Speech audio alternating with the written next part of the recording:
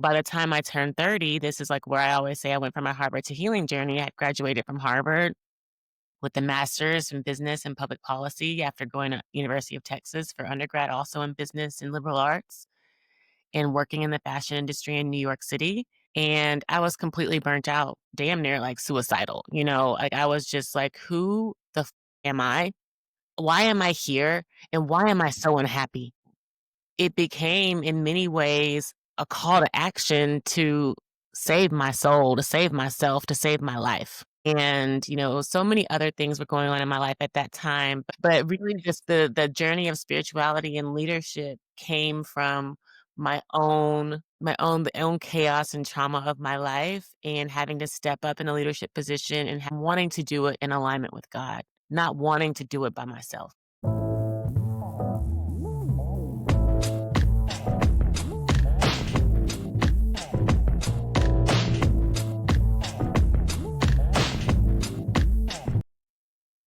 All right, guys, welcome to the Winner Circle podcast. I'm your host, Jay, and I'm thrilled to have you join us today for an exciting episode: The Power of Boundaries, Balancing the Masculine and Feminine Within. And my guest today is Erin Patten. She's the visionary founder of the Meta Business World, where she helps individuals and organizations align purpose, energy, leadership through spiritual and emotional intelligence. And what goes beyond business, it's about balance, wholeness, and protecting the sacred within.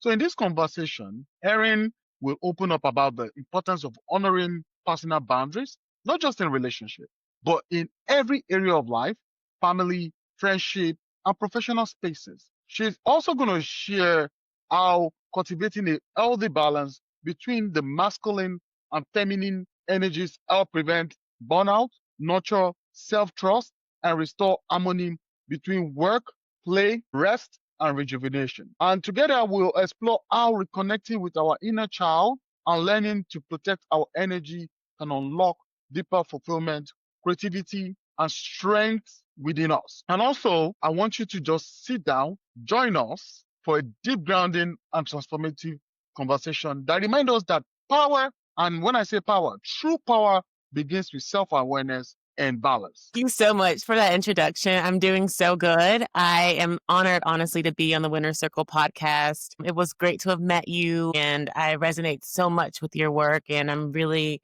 honored again to share my story. So, Erin, your work at the Meta Business World beautifully bridges spiritual, and not just only the spiritual part, leadership. How did this journey begin for you? How did my journey begin between spirituality and leadership? It is a very good question because I believe that I was born this way. I have been essentially cultivating who I am now from a very young age. And I generally talk about like my Harvard to healing journey, but more recently, I've actually started writing, in many ways, like a memoir, a book about myself and my life. And I've started to realize how much of my spiritual cultivation and my leadership began nearly when I was 5, 6 years old and going through trauma in my family. My sister was murdered when I was 6 years old. A short time after that, my father was indicted under prescription fraud charges and sentenced to 7 years in federal prison. And then at that time, too, was a lot for my mom to carry. She ended up in a mental hospital under suicide watch. So, talk about leadership. I had to take care of myself. And in many ways, it was just me and my mom. And I became a pillar of stability for our family. And it's hard to think about it that way, like as a child. But as I begin to look back, as I started to do a lot of my emotional healing, my trauma healing at a later age, I realized how fast I had to step into that leadership role in parenting not only myself, but my parents. And I was a consummate perfectionist. I was a straight A student, perfect attendance. I played classical violin. I danced in ballet, jazz, tap. I was a competitive swimmer, then later started doing cross country and track. And I really was I was doing pageants. I was in beauty pageants, winning beauty pageants. And I really was this perfect Girl Scout. Like I was a Girl Scout too, like perfect Girl Scout child. And yet like, wow, like how could you do all that? Like I did all these things and I did it perfectly. And a lot of that perfectionism was my way of not only making my parents happy and trying to bring some joy, some semblance of joy to a chaotic household, but it really was also a means of trying to create structure in a life that was also very unstructured and chaotic and emotionally unstable. And it's interesting because a lot of people that I grew up with and on the outside looking in were like, oh, Erin, both your parents were doctors and you guys lived in a nice house and you had nice cars and you're able to buy yourself nice things. And we start to learn that the material world, although it's a beautiful manifestation of our accomplishments, can't fulfill what's within. And so as I got older, the most material things, the things that we think are meant to bring us joy and happiness weren't fulfilling to me. So by the time I turned 30, this is like where I always say I went from my Harvard to healing journey. I graduated from Harvard with a master's in business and public policy after going to University of Texas for undergrad, also in business and liberal arts and working in the fashion industry in New York City. And I was completely burnt out, damn near like suicidal. Like I was just like, who the am I? Why am I here? And why am I Mm. so unhappy? It became in many ways a call to action to save my soul, to save myself, to save my life. And, so many other things were going on in my life at that time, but, maybe I'll save that for the next question. But All really right. just the journey of spirituality and leadership came from my own chaos and trauma of my life and having to step up in a leadership position and wanting to do it in alignment with God, not wanting to do it by myself. And was there a personal experience that awakened you? I mean, awakened your passion for helping others align energy and purpose?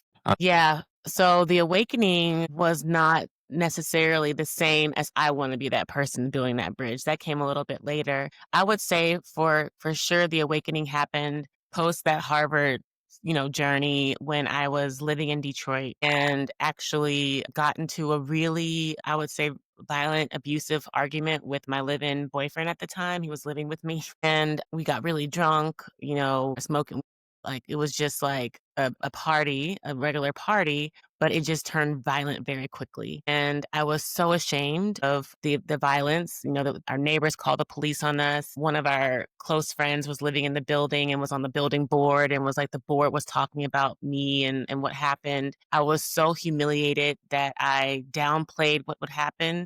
I downplayed what happened and I continued to stay with this man to try to make it seem like everything was okay. And it was Ash Wednesday, Lent, the day that I actually decided I wanted to give up alcohol and I went completely cold turkey sober. And I was just like, there's no way I'm ever drinking again, especially around this man and not remembering what happened, not understanding what happened, not feeling safe in my own home that I had bought with my own money that he wasn't paying a dime for, mortgage or any kind of bill. And I was like, this has to stop. The addiction, the numbing of my emotions, the suppression had to stop. I actually started doing addiction counseling through a church called Bethel Church in Redding, California. And it really started to unlock so much. I remember being on the phone with my counselor. It was just video Zoom calls. And I'd be crying on every call. I'd be crying about my relationship with this abusive man. I'd be crying about my past trauma that I just shared with you about my dad and my sister and how I couldn't talk about it and how, I had to lie and people, I was afraid of what people would think of me and I would just cry, cry, cry.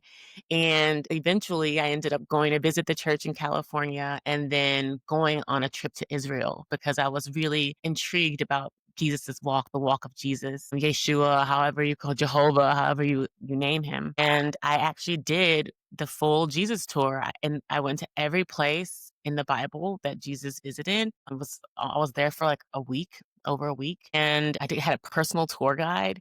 And I remember going to all these different places and it feeling eerily fake. And then we went to Bethlehem in the West Bank, as many people know, in Palestine. That's completely demolished now. But at that time, it was behind these prison walls and checkpoints. And I remember pulling up to like one of the walls and it was graffiti everywhere. There was like rubble around me. There was like a car riding by and they were playing Migos And I felt like I was back home. Like I felt like Mm. I was in Detroit. And I was just like overcome with grief and sadness in a way, like, why would they do Jesus's home like this? Like we went to all these churches, like the Mount of Transfiguration. This church was so beautiful and ornate and and all these, even some of the churches in Bethlehem. But I was like, in the neighborhoods, in the community, it was disgustingly,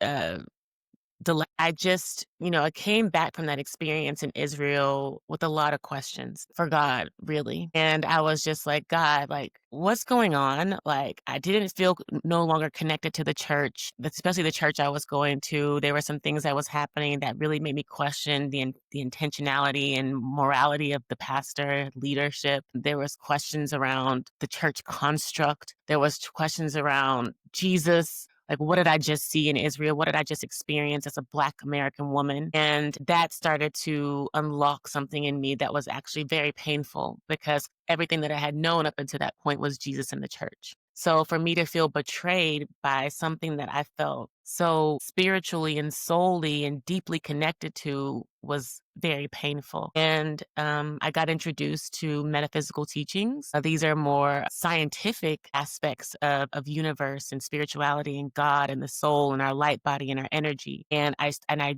immediately started to gravitate towards it. And around this time, literally within a few months, my father unexpectedly passed away. And then a month later, one of my best friends was murdered on a trip to Jamaica. All the while, I was launching my first company, which was a line of plant-based hair products. And I continued to push through this company because my dad had given me my first $10,000 investment in the company. And I wanted to make this $1 billion company in his name. And of course, I'm still with this live-in toxic boyfriend who I unfortunately had signed the incorporation documents with him. So technically he was 50-50 partner in the business, even though he had no hair. And the whole story behind the brand was Mm. behind my journey with my hair and coming to love my natural hair based off an incident I had in New York at a fashion company where they told me my hair wasn't appropriate for the work environment. And I really was reclaiming that identity around what is appropriate, what is beautiful, what is our identity. And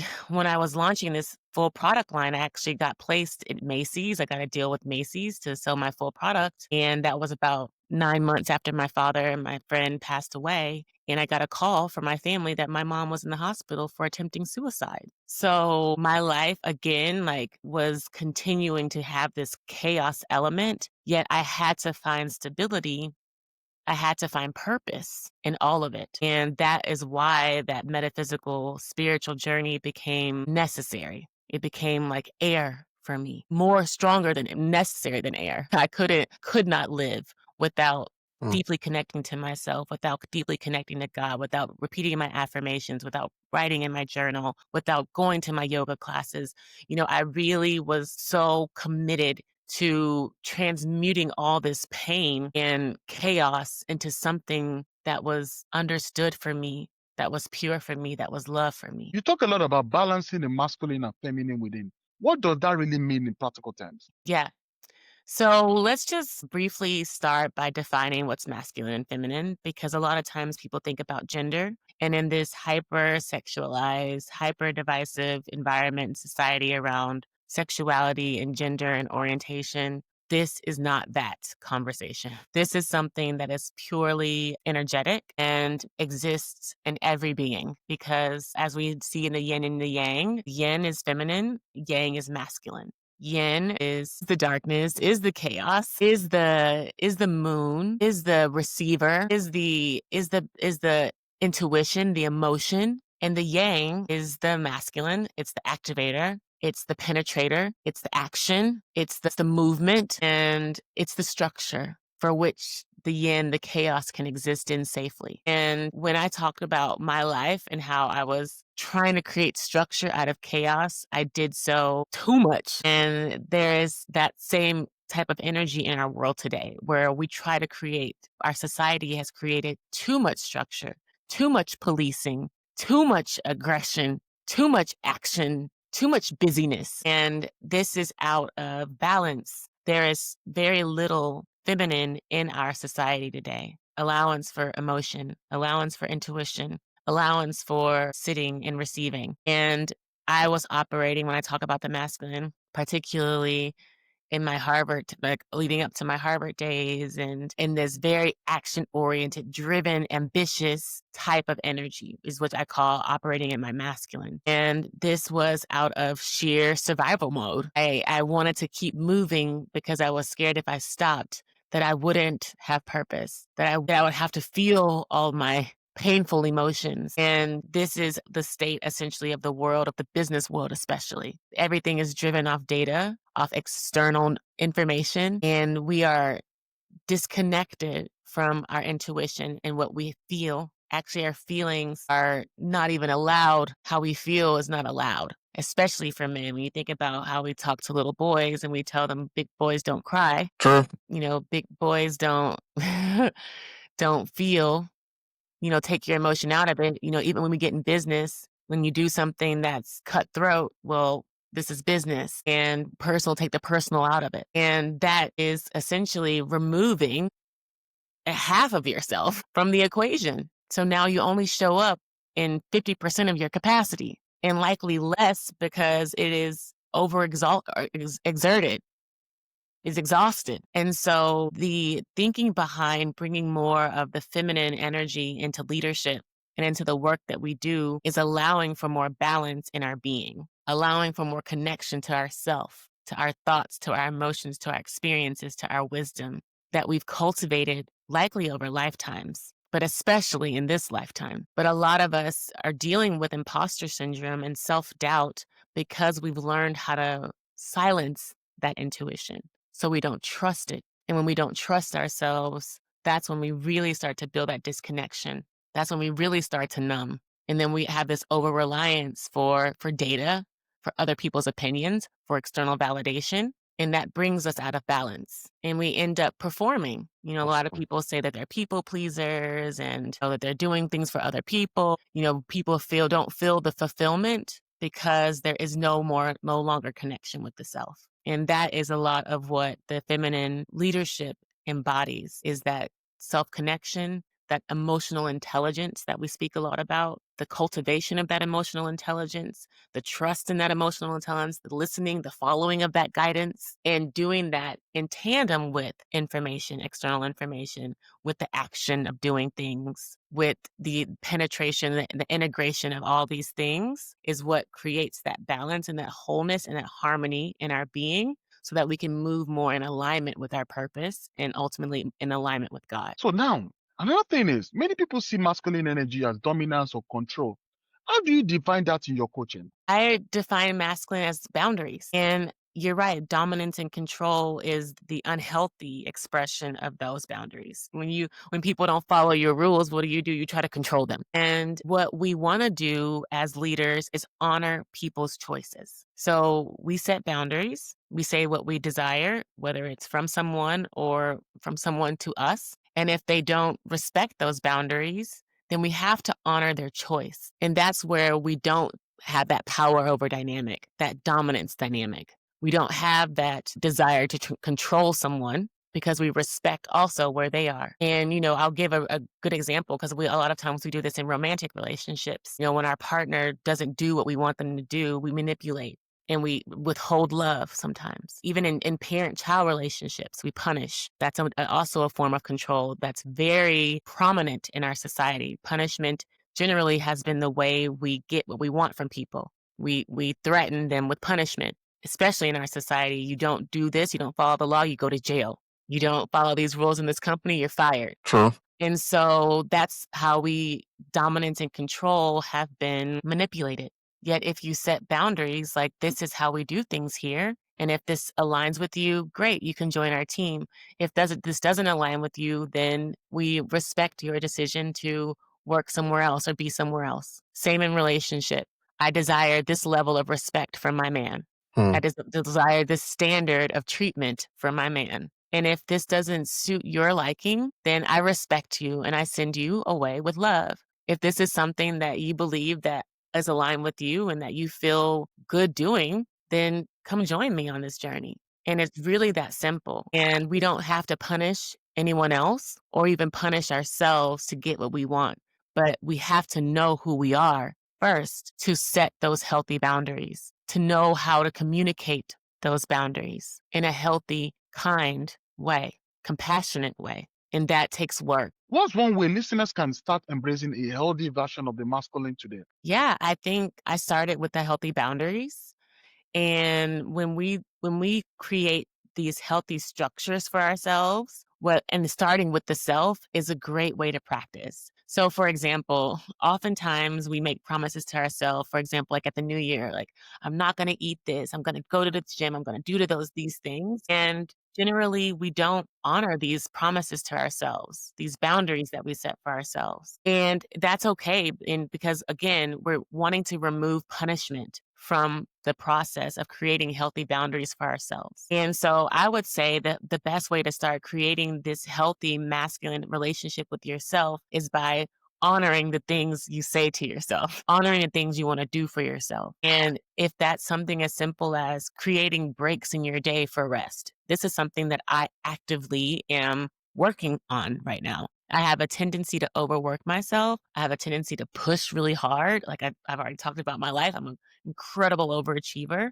and I don't give myself time to eat properly, to rest properly. What actually I call them are relaxation exercises. Like I actually need to take time to relax, activity breaks for relaxation. And this is a way of starting to create healthy boundaries and that relaxation actually is bringing more of the feminine into my life journey, my lifestyle. And that's the healthy way of starting to balance that masculine energy is what are some of the feminine aspects that I'm neglecting in my lifestyle day to day that I can start incorporating to bring more balance to my masculine approaches, my action, my work. The work is the masculine. The relaxation is the feminine. So finding ways to honor the boundaries that you set for yourself and bringing in more opportunities for intuition connecting, for relaxation, for emotional expression are ways to start bringing that masculine into a healthy balance. Okay, you described the feminine as something that needs nurturing and protection. What does honoring the feminine look like in real life? Yeah, so honoring that in real life, well, let's just define again what it is. It's that flow energy. And it's what comes to you naturally. It's the expression. And a lot of times we are not we're doubting ourselves. And so I feel like being able to honor that feminine is to come into a deeper knowing of self. And ways in which I did that throughout my life journey are and it's taken years to really cultivate this was through I started very simply with journaling, with really starting to write out how I feel, write out what triggered me, why I'm angry, how I feel about myself, how I feel about the people around me, and really starting to tap into and get in tune with our emotions. I think is a beautiful way to start honoring the feminine within. For so long, I spent time suppressing my emotions. I talked about drinking excessively. And when I say drinking excessively, it was be like I'd be blackout drunk. You know what I'm saying? Like I just was so I could not stop, and every time I'm going out, like I'm drinking every day, happy hours, I'm drinking here at parties. So it's just like it was my coping mechanism. And then after that, it became weed smoking. I just would smoke weed all the time, and so because that was a way for me to cope and in many ways numb my emotions because they were just so overwhelming. And other people take prescription drugs, they take antidepressants or drugs for psychosis or bipolar or schizophrenia. And so everyone has their way of coping.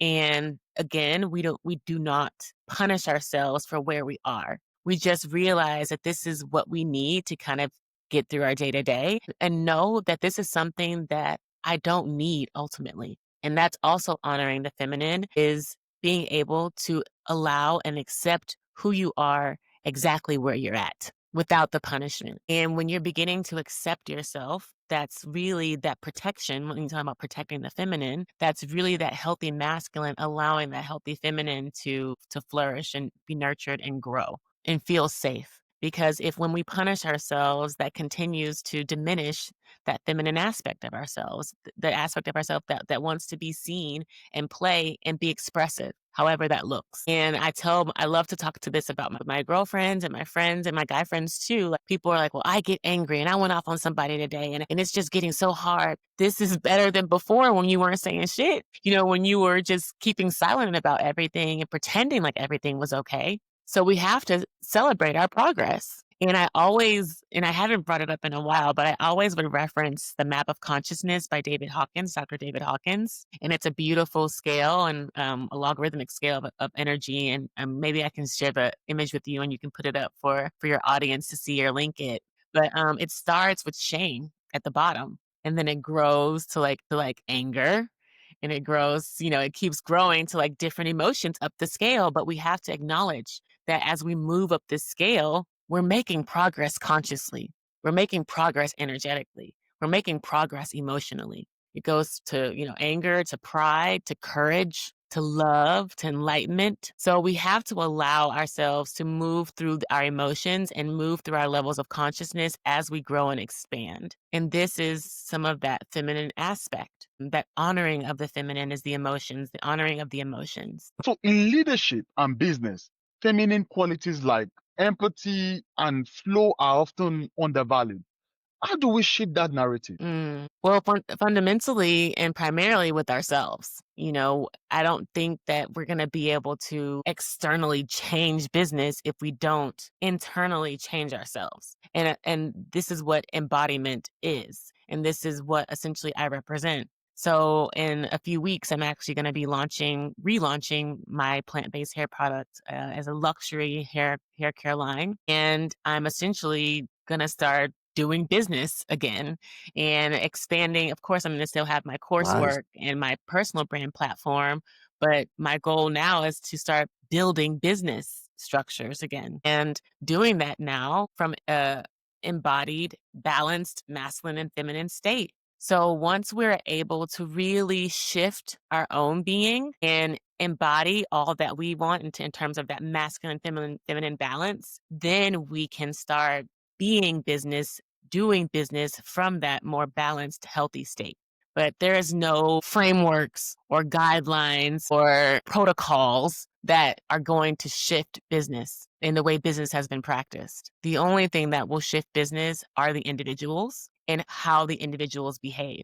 Because fundamentally, and I've learned this too, I've been doing a lot of legal work and law stuff. I've been dealing with very serious custody issues with my son and that have brought this law stuff to my doorstep. And one thing I've come to accept is that our system is inherently neutral. A lot of times we like to blame the system, we like to blame the business industry, but at the end of the day, it is the people that corrupt the system. It is the people that corrupt business. So when the people change, the business changes. When the people change, the system changes, the system shifts. So as long as we continue to have bad actors that are manipulative, that are narcissistic, that are dominant, that are controlling, that are violent, we will continue to have a system that reflects those characteristics. For you, how has mindfulness personally shaped your life and leadership journey?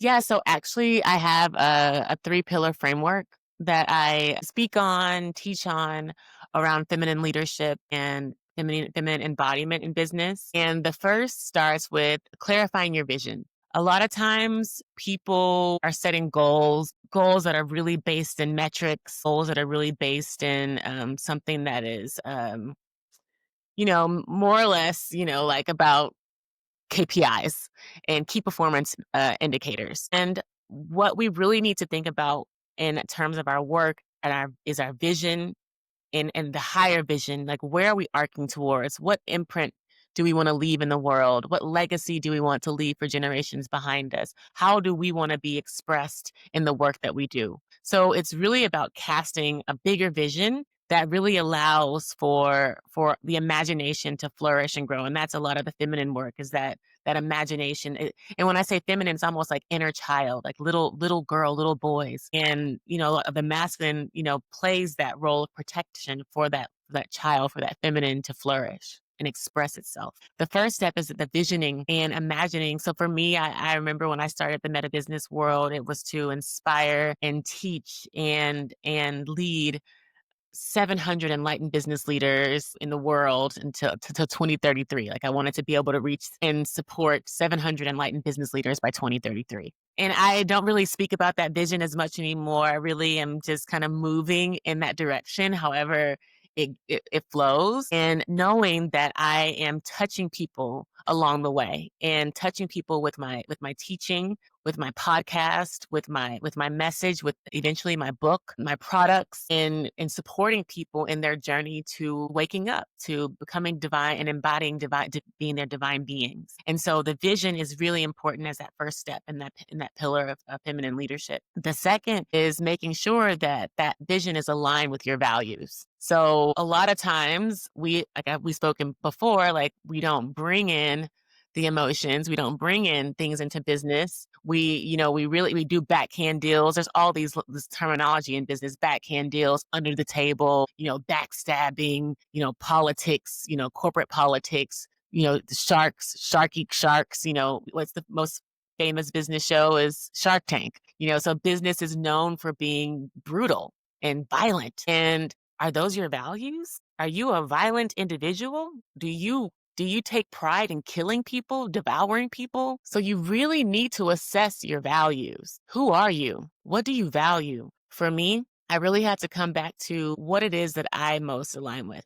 Who am I? I'm a beautiful, I'm a loving, I'm a knowledgeable woman. So for me, those became my core values in many ways. I really wanted to speak to the beautiful, loving, and knowledgeable woman. What does she need to hear? What does she need to feel? What does she need to know? What does she need to see from me? And the same for the man. What does he need to hear? What does he need to see? What does he need to feel from me? What truth does he need to feel from me, see from me, hear from me? That really aligns with who I am. So that second pillar of that feminine leadership is around your values, knowing your values first, aligning with them second, and then being them, actually being them. walking the talk. And then the third piece, of course, is that creation, that integration. And once you have your vision and your values, you're really able to create something and do something incredibly miraculous and new in this world, because there's only one you. Of course, we can have,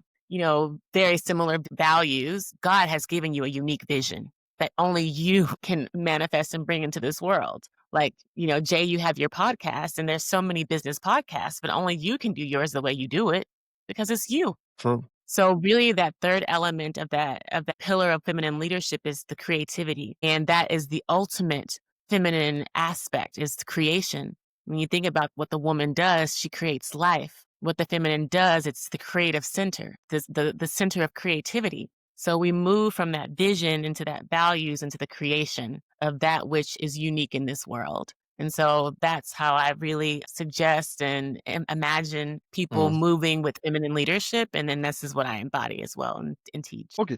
What are some signs someone inner child might be seeking attention? Man, well, a lot of times the wounded inner child is what I call it, is acting out. So I mean, we know what it looks like, and we oftentimes ignore it. We see a toddler when it doesn't get what it wants, it screams, it tantrums. When we don't get what we want, we yell at people, we blame people, we want to punish people. We see it in our leadership all the time.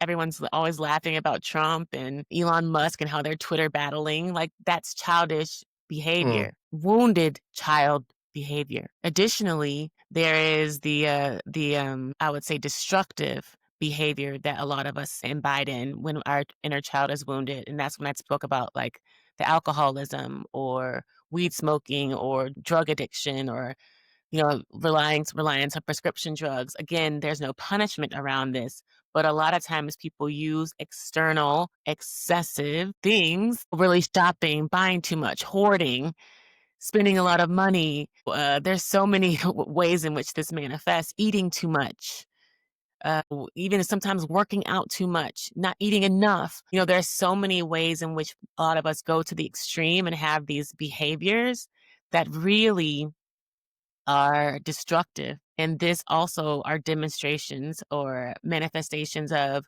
a wounded inner child. And so, what we want to do is bring that wounded inner child into balance, what we called sort of like the healed inner child or the integrated adult child relationship. And that's what I was speaking about in terms of honoring that feminine and allowing those big emotions, seeing that, wow, I have all this anger. I need to do something about this. How can I help myself when I get angry like this? Do I need to take a break? Do I need to communicate something to this person? Do I need to seek extra help through counseling or therapy or mentorship or healing? Do I need to go for a walk? Do I need to sit in nature? So, really checking all of these wounded behaviors as they happen without the judgment, again, without the punishment. And this is how we start to bring that wounded inner child into balance, into healing, so that we can operate as integrated adults. So that when we're in leadership positions, we aren't arguing, we're finding ways to solve problems together. There's Okay. no reason why billionaires should be arguing. With all your money, all your power, all your influence, how are you not wanting to work together? But this is a demonstration of ongoing neglect on their part on how to manage their emotions, on how not to want to control and dominate people around them to do what they want them to do. Like a 2-year-old, I want that candy. Give it to me now. If you don't give it to me, I'm going to kill you. This is how leadership today operates. What we see in Israel. I don't like you people across the West Bank. I don't like you Palestinians, so I'm going to murder all of you. This is how our world has existed. I mean, it's not any I'm not pointing any fingers I mean, it's nothing. I mean, this just is what it is. This is how we've existed. Our world. I mean, look at our world wars. Nazi, you didn't like the Jews. You kill them all. We didn't like how Germany reacted, so we bombed them. We didn't like how Japan treated us, so we bombed them. So instead of actually trying to solve problems, we create more Mhm. from a wounded place. How do you integrate spirituality into professional spaces without alienating those who see business and faith as separate? Well, I just be myself. And I don't think that you have to necessarily, this has changed for me and evolved for me a lot over the years. I'm not going into anybody's workplace talking about our energetic light codes and our light templates, our masculine, feminine templates. I'm really going and speaking their language and in smiling and hugging and laughing and joking and being myself. I know that this sounds really basic and simple, yet there was a time in my life, and I know a lot of people operate this way in business, where you go in business and people ask how you're doing, and you're like, I'm good, I'm good. And you're doing your work and you're delivering your assets or whatever deliverables you have, and you're not really talking about yourself to people. You're not really engaging with people. You're not connecting with people because you fear being seen. Me, I went to a business event yesterday. We go around the table talking about our business. And the first thing I talk about is just 3 months ago, I lost custody of my son, and it's been really hard for me. But in the meantime, I've been able to launch my hair product business. What? It's like my old me. Huh. Why would you talk about something so painful and personal in a business boardroom, or literally sitting at a meeting table in a conference room? Well, this is my truth. I'm very happy and comfortable and safe in my being, and I'm very happy and comfortable in sharing what I go through and who I am. And I'm not crying. And if I was, so what? That's how I feel. And being able to sit confidently in your expression, that is how you bring spirituality to business. It doesn't have to be anything more than that. I am expressing how I am. I'm respecting you. I hope that you would respect me. And if you have a problem with me crying and talking about my son at the conference table, then it looks like I may not be aligned with your company culture, and maybe you should fire me and I should find somewhere else to go. And Right. that is how we should be showing up as spiritual leaders. How do you personally measure success now compared to when you started your career? That's a great question. It really is the same as the answer to the last is my success is measured based off my happiness with myself. And I will never forget, I was interviewing for this scholarship at University of Texas. I was a senior in high school, and they asked me, what does success mean to me? And as a senior in high school, I told them that success meant being happy. I had no idea the depth and the nuance of that answer. But when I tell you that that cannot be more truthful today, it is absolutely my truth. I am a joy seeker. And so much of what we go through in our lives is so painful. Yet I will not, to this day, I will not allow suffering to stunt me, prohibit me, prevent me from experiencing joy, experiencing connection, experiencing love. And I really fundamentally believe that we as business leaders have to start defining success differently. What I just say about billionaires and what they looking like out here. But we Mhm. call them successful. We put them on the covers of magazines and they are despicable. They are comedy. They are sad children posing as leaders. And what we need to understand as adults, women and men, as mankind, is that we need to have deeper fulfillment, reach for deeper things. And trust me, the money will flow. The abundance will flow. The wealth will flow. I am living better than I ever have in my life and working smarter, working more efficiently, feeling better about my life, resting, eating well, not having things keep me up at night, being able to lay my head on the pillow and go to sleep, wake up in the morning and look myself in the mirror and smile and tell myself I love myself for who I am and what I'm doing. How many business leaders can say those things? Very few. I know a businesswoman who told me she haven't slept in a year. She's a CEO of some global corporation. She's not living in her purpose. She's not speaking her truth. And that is a slow, steady death. And we wonder why our leaders have cancer, die of cancer, Steve Jobs. We wonder why people die of massive heart attacks, commit suicide. When you aren't living in your purpose, you are at dis-ease, and the dis-ease will manifest in your being and you will die. It's just as simple as that. So the journey of success, the journey for happiness, the journey for fulfillment is a journey of life, a long, healthy life. And that's what I desire. And that's what I seek is to see as success.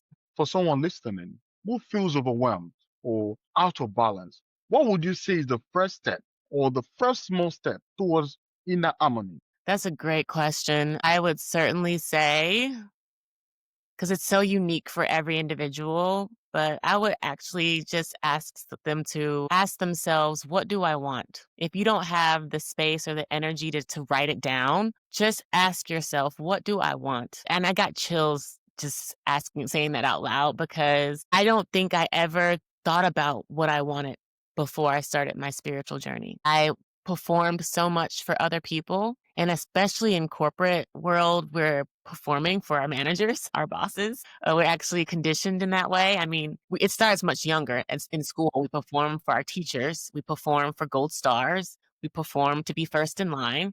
We perform for straight A's. We perform for audiences. If you're in the arts, you get judged. And I always was in a performance mode.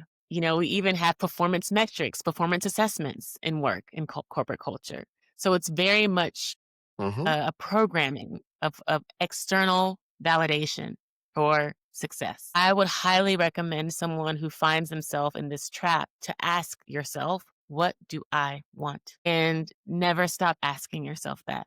Like to this day, I'm still asking myself, what do I want? Because it evolves and it changes. And don't be afraid to allow that to change for you. Do I want to be in this relationship? Do I want to be in this job? Do I want to be a mother? Do I want to be a caregiver? Do I want to be healthy? Do I want to look good? Do I want to eat great food? Do I want to go on this trip? Do I want to hang out with these people? Do I want to go to that party?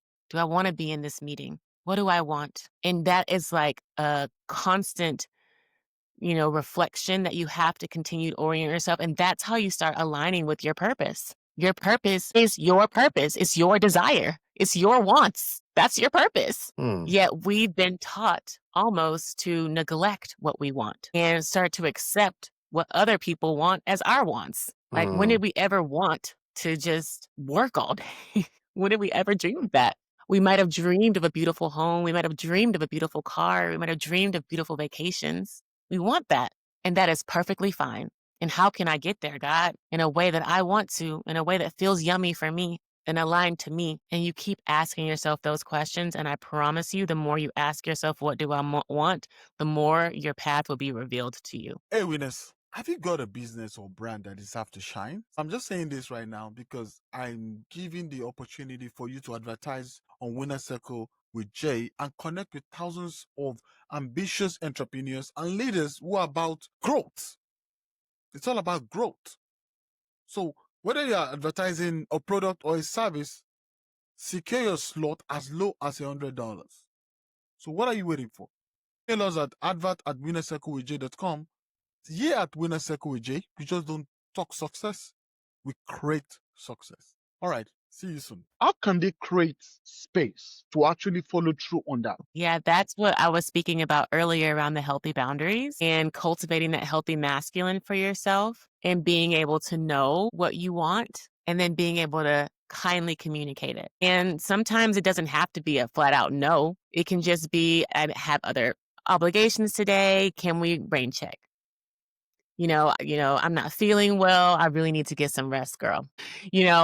For example, in work things, like a lot of times people just don't respond, but like you're reaching out to someone, like, do you have availability to meet? I'd love to work with you. I don't have availability this weekend, but I look forward to you, reaching out to me again. I really love to work with you. But we kind of live Oh. in this culture of ghosting because people don't have the security to communicate what they want or how they Mm-hmm. feel. Mm-hmm. And it doesn't have to be a rude no. It can be an honest explanation if you feel that person deserves it, of course. Everyone doesn't deserve an explanation, but I do believe that people respectfully deserve a response if they're coming to you respectfully. If they're coming to you disrespectfully, then you also can respond in a way that honors you, which sometimes is no response, which is still a method of communication. No response is still communication. So, Erin, if you could leave our listeners with one core truth about boundaries, energy, balance, what would it be? Okay, so we talked about the masculine and the feminine, the boundaries really being an aspect of the masculine so that your feminine energy can flow with ease is what creates the balance in your life. And the balance that I know that you deeply seek so you can really cultivate that heaven on earth reality for yourself where you're happy, you're healthy, you're wealthy, you're in the relationship of your dreams, you're with the people that you love most. And all of that comes from cultivating healthy boundaries so that your energy can flow and you can have balance. So that's my through line through all of that. All right, thank you so much for that. And as we begin, we're about to round off, do you have any message to our listeners? Yes. Well, like I mentioned very briefly before, I am launching my luxury hair care line, Raw Beauty. And RAW is an Congratulations. acronym for Rise Above. Thank you. And I'd love for people to check out the products Raw Beauty. It's rabeauty.co. And you can see my products there. I'm having a launch event in Houston on November 20th.